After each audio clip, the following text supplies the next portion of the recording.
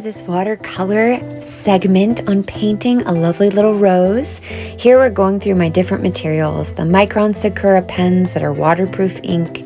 I've got my round Princeton brush, and we've got our Sakura Koi different paints. This is carmine red, yellow ochre, white, and we're going to mix those together to make a really lovely blush. And then we're also going to use burnt sienna straight out of the tube. They're just such lovely colors and easy to mix to make really beautiful things. So here's all the paints, and we are going to add water to animate. This is my favorite part of painting. I really enjoy making that movement and shine on my palette. I really feel that having a large area to mix your paints together lets you play more, and it invites you to create some incredible colors from these beautiful pigments. So here I'm just testing. Am I close to the blush color I want? This is where I kind of make my adjustments. All that magic happens on the palette first. Do you see how it just wasn't quite pink enough? So I just went ahead and added a bit more carmine. Now that our mix is ready, we can check out our paper. I have a bunch of different Hanmule options. This I'm going with their nice Harmony paper out of the little notebook. I've cut it out and I've measured it to be a little bit smaller because we're going to make a card. I love being able to give cards. Here I'm showing you that you want to always make sure that your texture, your more heavily textured side, is on the outside. Okay, and we're all set up to draw, but first I wanted to get some inspiration. I have a really lovely garden, and I have friends that have really lovely gardens, so I would encourage you to go outside. If any of your neighbors have beautiful gardens, go on a walk, check out the different textures and petals and color variations. And you know, if it's not the season for flowers, the internet is such a wonderful source. These are distant drum roses. These are all different types of wildflowers that we've gathered that are just so inspiring. And I find that nature and the colors that you can find there are some of the most inspiring ways to mix up a palette and to kind of challenge your eye to draw new things and new shapes. So I've selected a really pretty distant drum rose, and we are going to draw that. You can always draw with the pencil first. I went right to my Micron, and I'm going to draw what I see. I'm also going to provide a little download if you guys want to download it and draw this rose. But here we're just capturing the shapes.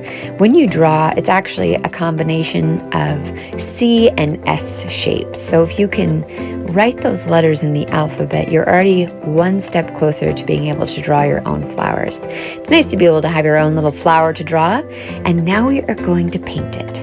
So again, we're going to engage the brush, make sure that we have movement and shine on our palette, and we're going to do some simple washes on our petals.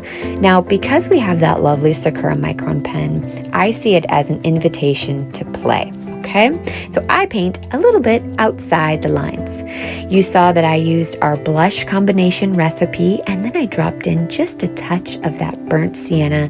And when you add pigment, a deep color of watercolor, to a nice wash that has that movement and shine, it spreads and it blooms and it's fireworks through. And as the water starts to evaporate, the colors move.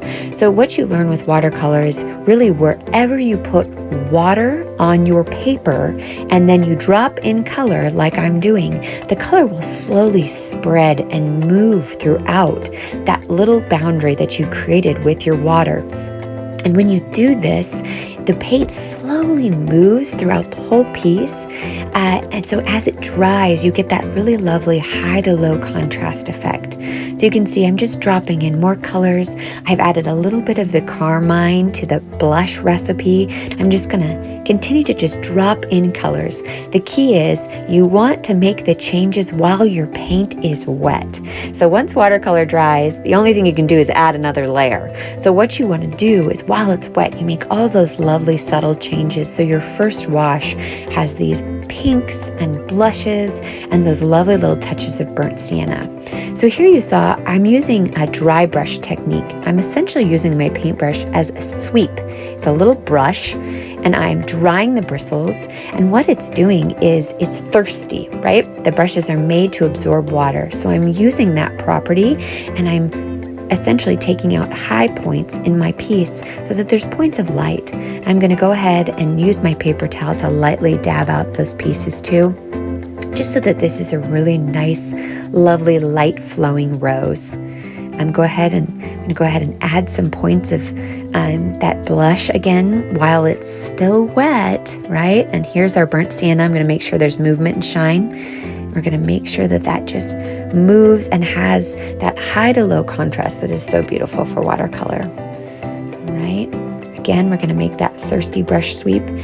Oftentimes you can use water and this sweeping motion to smooth out any hard lines that you may have developed as it's starting to dry. And you can kind of use your eye to make sure and monitor as you go. Here's the 4 colors I used of the Sakura Koi, and there's my magical little micron pen. I can't wait to see the roses that you create.